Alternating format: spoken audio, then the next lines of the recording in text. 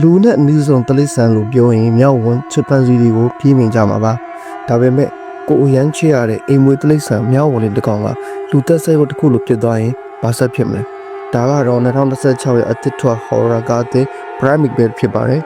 ဇလန်ကတော့ Harry ကျွန်းရဲ့လှပတွင်စတင်ထားပါတယ်ကောလိပ်ကျောင်းသူလူစီယာကျောင်းပိတ်ရက်မှာအိမ်ကိုပြန်လာပြီးသူ့ရဲ့တင်ငယ်ချင်းအတူပါတီလုပ်ဖို့ပြင်ဆင်ကြပါတယ်အိမ်မှာသူတို့နဲ့အတူမိသားစုဝင်တို့ရှိနေတာကတော့လိန်မာပြီးချစ်စရာကောင်းတဲ့ဘန်ဆိုတဲ့မြောက်ဝင်လေးပါဒါပေမဲ့ကန်ဆိုးစော်နဲ့ဘန်ကခွေးပြန်ယောဂရှိတဲ့တော်တစ်ကောင်ရဲ့တိုက်ခံလိုက်ရတာနေပြီးတော့စိတ်ရင်းနေဝင်ပြီးလူတွေကိုပြတိုက်ခိုက်တယ်တွေးဆွန်းစရာညတညဖြစ်လာပါတော့တယ်ဒီကားရဲ့ထူးခြားချက်ကရိုးရှင်းတဲ့ဇက်အိမ်ကိုတကယ်ကိုရင်တထထဖြစ်အောင်လှည့်ပြထားတာပါရေကူးကန်တော့ပိတ်မိနေတဲ့တိုင်ငင်းတစုရဲ့အပြင်မှာစောင့်နေတဲ့အသိဉာဏ်ရှိတဲ့မြောက်ဝန်ဘန်နဲ့ညင်ကစားဖို့တွေ့ပြရမှာပါအထူးသဖြင့်မင်းသားကြီး Tricoser ရဲ့ပြုံးဆောင်ချက်တွေကတကယ်ကိုပြောင်မြောက်ပါတယ်ဒီကားကသူ့ထက်တိုင်ကိုကျန်းကျန်းနဲ့ကိုကြိုက်တဲ့ horror fan တွေအတွက်လည်းအကြိုက်တူစီမှာပါမြောက်ဝန်ဘန်ရဲ့ပြုံးဆောင်ချက်တွေကလည်းတကယ်မြောက်ဝန်စစ်တကောင်လူတယောက်ကဝတ်စားပြီးတော့သူ့ရဲ့